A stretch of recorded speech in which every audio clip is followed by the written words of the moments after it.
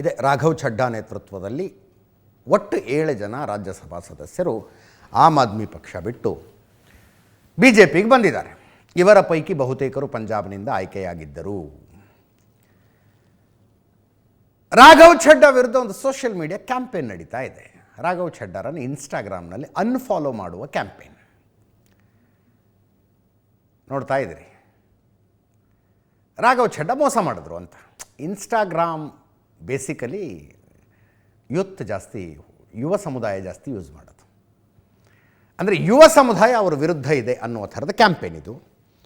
BJPಗೆ ಸೇರ್ಪಡೆಯನ್ನು ಘೋಷಿಸುವ ಮೊದಲು 14.6 ಮಿಲಿಯನ್ ಫಾಲೋವರ್ಸ್ ಇದ್ದರು ಅವರಿಗೆ. 1,46,00,000. ಸೇರಿದ ನಂತರ 1,32,00,000 ಜನ ಅನ್ಫಾಲೋ ಮಾಡಿದ್ದಾರೆ. 1,32,00,000 ಈಗ ಇರೋದು ಅಂದರೆ 14.6 ಮಿಲಿಯನ್ನಿಂದ 13.2 ಮಿಲಿಯನ್ಗೆ ಅವರ ಫಾಲೋವರ್ಗಳ ಸಂಖ್ಯೆ ಇಳಿದಿದೆ. ಈಗ ಇನ್ನೊಂದು ಮಿಲಿಯನ್ ಕಡಿಮೆ ಆಯಿತು ಅಂತ ಬಂತು ಸುದ್ದಿ. ಇನ್ನೂ 1 ಮಿಲಿಯನ್ ಕಡಿಮೆ ಆಯ್ತಂತೆ. ಟೋಟಲ್ ಎಷ್ಟು? 13.2, 14.2, 1.4 ಮಿಲಿಯನ್ ಅನ್ಫಾಲೋ ಮಾಡಿದ್ದಾರೆ. ಈಗ ಇನ್ನೊಂದು ಮಿಲಿಯನ್ ಕಡಿಮೆ ಆಯ್ತಂತೆ. ಅನ್ಫಾಲೋ ರಾಘವ್ ಛಡ್ಡಾ ಅನ್ನುವ ಕ್ಯಾಂಪೇನ್ ನಡೀತಾ ಇದೆ. ಮತ್ತೊಂದು ಕಡೆ ಪಂಜಾಬ್ನಲ್ಲಿ ಹರ್ಭಜನ್ ಸಿಂಗ್ ರಾಜ್ಯಸಭಾ ಸದಸ್ಯರು ಅನ್ನೋದೇ ಭಾಳಷ್ಟು ಜನರಿಗೆ ಮರ್ತೋಗಿತ್ತು.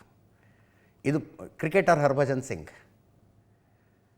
ಪಂಜಾಬ್ನಲ್ಲಿ ಅವರ ಮನೆಯ ಮೇಲೆ ಆಮ್ ಆದ್ಮಿ ಪಕ್ಷದ ಕಾರ್ಯಕರ್ತರು ದಾಳಿ ನಡೆಸಿದ್ದಾರೆ. ಅವರ ಮನೆಯ ಮೇಲೆ ಗದ್ದಾರ್ ಅಂತ ಬರೆದಿದ್ದಾರೆ. ಗದ್ದಾರ್, ದ್ರೋಹಿ ಅಂತ. ಆ್ಯಕ್ಚುಲಿ ಗದರ್ ಆಗಿದೆ ನೋಡಿ, ಸ್ಪೆಲ್ಲಿಂಗು ಬಂದಿಲ್ಲ ಅವರಿಗೆ.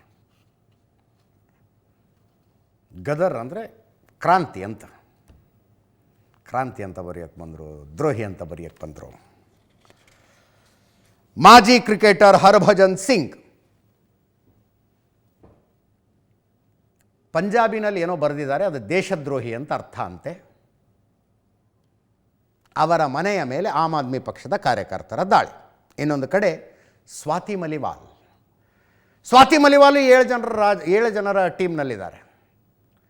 ಸ್ವಾತಿ ಮಲಿವಾಲ್ಗೂ ಆಮ್ ಆದ್ಮಿ ಪಕ್ಷಕ್ಕೂ ಕಿತ್ತು ಹೋಗಿ ಬಹಳ ದಿನ ಆಗಿದೆ, ವರ್ಷಗಟ್ಟಲೆ ಆಗಿದೆ. ಸ್ವಾತಿ ಮಲಿವಾಲ್ ಒಂಥರ ಅರವಿಂದ್ ಕೇಜ್ರಿವಾಲ್ ವಿರುದ್ಧ ಹೋರಾಟಕ್ಕೆ ನಿಂತಿದ್ದ ಮಹಿಳೆ. ಆಕೆ ಆಮ್ ಆದ್ಮಿ ಇದ್ದರು ಈ ಘೋಷಣೆ ಆಗೋ ತನಕ.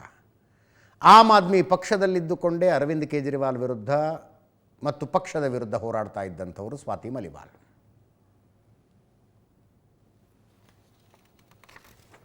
ಆಕೆ ಅಂದರು, ನಾನು ಸಾಕಷ್ಟು ಹೋರಾಟದ ಪ್ರಯತ್ನ ಮಾಡಿದೆ, ಬಟ್ ಅರವಿಂದ್ ಕೇಜ್ರಿವಾಲ್ರ ತೋಳ್ಬಲದ ಎದುರಿಗೆ ಗೆಲ್ಲೋದಕ್ಕೆ ಆಗಲಿಲ್ಲ ಅಂತ. ಒಂದು ಹೊಸ ವಿವಾದ ಆಗ್ತಾ ಇದೆ. ಶೀಶ್ ಮಹಲ್ ವಿವಾದ ಗೊತ್ತಲ್ಲ. ಅರವಿಂದ್ ಕೇಜ್ರಿವಾಲ್ ದೆಹಲಿಯ ಮುಖ್ಯಮಂತ್ರಿ ಆಗಿದ್ದರು. ಕೊರೋನಾ ಟೈಮು ಅವರ ಮುಖ್ಯಮಂತ್ರಿ ನಿವಾಸವನ್ನು ಅದ್ಭುತವಾಗಿ ರಿನೋವೇಟ್ ಮಾಡಿಬಿಟ್ರು. ಏನದು ನೋಡಂಗಿತ್ತ ಮನೆ, ಆ ಬಾತ್ ಟಬ್ಗಳು, ಅದು ಇದು, ಹಂಗೆ ಮನೆ ರಿನೋವೇಟ್ ಮಾಡೋದು ದೊಡ್ಡ ವಿವಾದ ಆಯ್ತದು. ಇದೇ ಮನೆ, ಇದು ದೆಹಲಿ ಮುಖ್ಯಮಂತ್ರಿ ಅಧಿಕೃತ ನಿವಾಸ. ಅರವಿಂದ್ ಕೇಜ್ರಿವಾಲ್ ಅವರು ಮುಖ್ಯಮಂತ್ರಿ ಆಗಿದ್ದಾಗ ಇದು. ಈಗ ಖಾಲಿ ಇದೆ, ಅದು ಯಾರೂ ಇಲ್ಲ. ದೊಡ್ಡ ಚರ್ಚೆ ಆಯ್ತು ಅವಾಗ. ಭ್ರಷ್ಟಾಚಾರದ ವಿರುದ್ಧದ ಹೋರಾಟ, ವ್ಯಾಗನರ್ನಲ್ಲಿ ಓಡಾಡ್ತೀನಿ, ಸೆಕ್ಯೂರಿಟಿ ಇಲ್ಲದೆ ಓಡಾಡ್ತೀನಿ, Reynolds pen, normal half shirt, chappal, ಅವ್ರಿಗಾಯಿದು ಅಂತ. ಎಲೆಕ್ಷನ್ ಆಮ್ ಆದ್ಮಿ ಪಾರ್ಟಿ ಸೋಲ್ತು. ಅರವಿಂದ್ ಕೇಜ್ರಿವಾಲ್ ಮುಖ್ಯಮಂತ್ರಿ ಸ್ಥಾನ ಕಳ್ಕೊಂಡ್ರು. ರೇಖಾ ಗುಪ್ತಾ ಮುಖ್ಯಮಂತ್ರಿ ಆಗಿದ್ದಾರೆ. ಅರವಿಂದ್ ಕೇಜ್ರಿವಾಲ್ ಈಗ ಮಾಜಿ ಮುಖ್ಯಮಂತ್ರಿಗಳಿಗೂ ದೆಹಲಿಯಲ್ಲಿ ಒಂದು ಮನೆ ಕೊಡ್ತಾರಂತೆ. ಅವರೊಂದು ಮನೆ ಕೊಡಲಾಗಿದೆ, ಲೋಧಿ ಗಾರ್ಡನ್ನಲ್ಲಿ ಏನೋ ಮನೆ ಕೊಟ್ಟಿದ್ದಾರೆ. ಆ ಮನೆಯನ್ನು ಕೂಡ ಶೀಶ್ ಮಹಲ್ ರೀತಿಯಲ್ಲೇ ರಿನೋವೇಟ್ ಮಾಡ್ಕೊಂಡಿದ್ದಾರೆ ಅರವಿಂದ್ ಕೇಜ್ರಿವಾಲ್ ಅಂತ ಆರೋಪ ಮಾಡಲಾಯಿತು. ದೆಹಲಿ ಸ್ವಾತಿ ಮಲಿವಾಲ್ ಮಾತಾಡಿದ್ರಲ್ಲ, ಹಂಗೆ ದೆಹಲಿ ಉಪಮುಖ್ಯಮಂತ್ರಿಯೂ ಮಾತಾಡಿದ್ರು. ಅದನ್ನು ಒಂದಷ್ಟು ಫೋಟೋ ಬಿಡುಗಡೆ ಮಾಡಿದ್ರು, ನೋಡಿ ಇಲ್ಲಿ ಫೋಟೋ ಅಂತ. ಅದಕ್ಕೆ ಆಮ್ ಆದ್ಮಿ ಪಕ್ಷದ ಸ್ಪಷ್ಟೀಕರಣ ಬೇರೆ ಇದೆ. ನೀವು ಇದನ್ನು ಒಂದು ಸೈಡು ಅಂತ ಅನ್ಕೋಬೇಡಿ. ಅರವಿಂದ್ ಕೇಜ್ರಿವಾಲ್ ಹಿಂಗೆ ಮನೆ ಮಾಡ್ಕೊಂಡು ಬಿಟ್ಟಿದ್ದಾರೆ. ಶೀಶ್ ಮಹಲದ್ದು ಹೌದು, ಹಂಗೆ ರಿನೋವೇಟ್ ಆಗಿತ್ತದು. ಇದ್ರದ್ದು ಬೇರೆ ಇದೆ ಆ್ಯಂಗಲ್ಲು. ದೆಹಲಿಯ ಉಪಮುಖ್ಯಮಂತ್ರಿ ಮಾತಾಡಿದ್ರು ಅದನ್ನು. ಲೋಧಿ ಗಾರ್ಡನ್ನಲ್ಲಿ ₹2 ಪೆನ್ ಇಟ್ಕೊಂಡು ಓಡಾಡುವ ವ್ಯಕ್ತಿಯ ಮನೆ, ಅರಮನೆಯನ್ನು ನೋಡಬನ್ನಿ ಇಲ್ಲಿ ಅಂತ. ಅರವಿಂದ್ ಕೇಜ್ರಿವಾಲ್ ದಿಲ್ಲಿಯ ರೆಹಮಾನ್ ಡಕಾಯತ್ ಅಂದರು ಅವರು. ರೆಹಮಾನ್ ಡಕಾಯತ್ ಏನು ಗೊತ್ತಾಯ್ತಲ್ಲ, ದುರಂದರ್ ರೆಹಮಾನ್ ಡಕಾಯತ್. ಪರ್ವೇಶ್ ವರ್ಮಾ ದೆಹಲಿ ಉಪಮುಖ್ಯಮಂತ್ರಿಗಳು ಮಾತಾಡಿದ್ದು ಕೇಳಿಸ್ಕೊಳ್ಳಿ.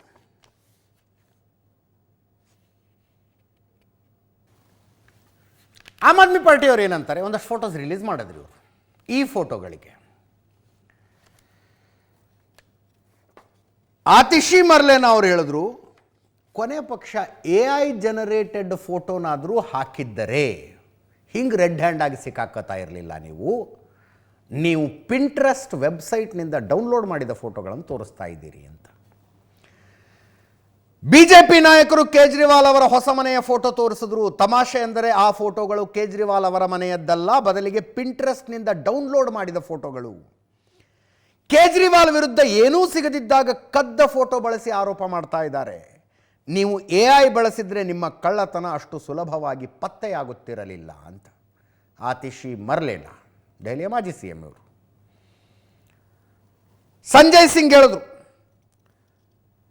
ದೆಹಲಿಯ ಹಾಲಿ ಮುಖ್ಯಮಂತ್ರಿ ರೇಖಾ ಗುಪ್ತಾ ಅವರ ಮನೆಯನ್ನು ಓಪನ್ ಮಾಡಿ ಸಾರ್ವಜನಿಕರಿಗೆ ನೋಡಕ್ಕೆ ಬಿಡೋಣ, ಉಪಮುಖ್ಯಮಂತ್ರಿಯ ಮನೆಯನ್ನು ಬಿಡೋಣ, ಅರವಿಂದ್ ಕೇಜ್ರಿವಾಲ್ ಅವರ ಮನೆಯನ್ನು ಬಿಡೋಣ, ಜನ ಡಿಸೈಡ್ ಮಾಡಲಿ ಯಾರದು ಐಷಾರಾಮಿ ಮನೆ ಅಂತ. ಈ ಸುಳ್ಳು ಆರೋಪದ ವಿರುದ್ಧ ನಾವು ಮಾನನಷ್ಟ ಮೊಕದ್ದಮೆ ಹಾಕ್ತೀವಿ ಅಂತ.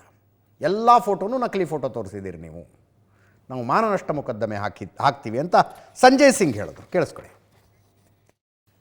ಆಮ್ ಆದ್ಮಿ ಪಕ್ಷ ಇಂಥ ಏನು ಗೊಂದಲಗಳಲ್ಲಿ, ಆರೋಪಗಳಲ್ಲಿ, ವಿವಾದಗಳಲ್ಲಿ ಸಿಕ್ಕಾಕೊಳ್ಳುತ್ತೆ ಅಂತ ಅನ್ಕೊಂಡಿರಲಿಲ್ಲ. ಇಂಡಿಯಾ ಅಗೇನ್ಸ್ಟ್ ಕರಪ್ಷನ್ ಅನ್ನುವ ಮೂಮೆಂಟ್ ಶುರುವಾದಾಗ ನಮ್ಮಂಥವರೆಲ್ಲರೂ ದೊಡ್ಡ ಥ್ರಿಲ್ ಆಗಿದ್ವಿ. ಅಂತೂ ಇಂತೂ ಈ ದೇಶದಲ್ಲೊಂದು ಬದಲಾವಣೆಯ ಕಾಲ ಬಂತು ಅಂತ. ಅಣ್ಣಾ ಹಜಾರೆ ಅವರ ನೇತೃತ್ವದಲ್ಲಿ ಶುರುವಾದಂಥ ಚಳುವಳಿ ಅದು ದೇಶದ ತುಂಬ ಶುರುವಾಯಿತು. ನಾನ್ ಪೊಲಿಟಿಕಲ್ ಚಳುವಳಿ. ಆ ಚಳುವಳಿಗೆ ಬೆಂಬಲ ಕೊಡ್ತೀವಿ ಅಂತ ಬಂದಂಥ ರಾಜಕಾರಣಿಗಳನ್ನು ಚಿಟಿಕೆ ಹೊಡೆದು ದೂರ ಕಳಿಸಿದ್ರು. ನೀವು ಪೊಲಿಟಿಷಿಯನ್ಸ್ ಬರಬೇಡಿ ಇದಕ್ಕೆ ಅಂತ. ಅಂತೂ ಇಂತೂ ಈ ದೇಶದಲ್ಲೊಂದು ಕ್ರಾಂತಿ ಆಯಿತು, ಭ್ರಷ್ಟಾಚಾರದ ವಿರುದ್ಧದ ಕ್ರಾಂತಿ ಅಂತ ಅಂದ್ಕೊಂಡ್ವಿ.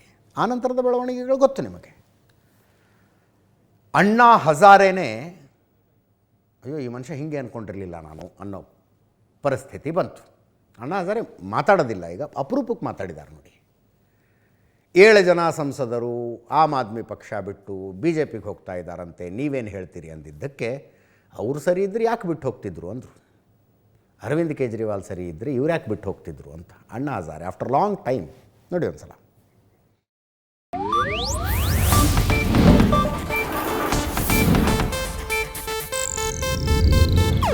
ಇದು ಏಷ್ಯಾನೆಟ್ ನ್ಯೂಸ್ ನೆಟ್ವರ್ಕ್ ಪ್ರಸ್ತುತಿ.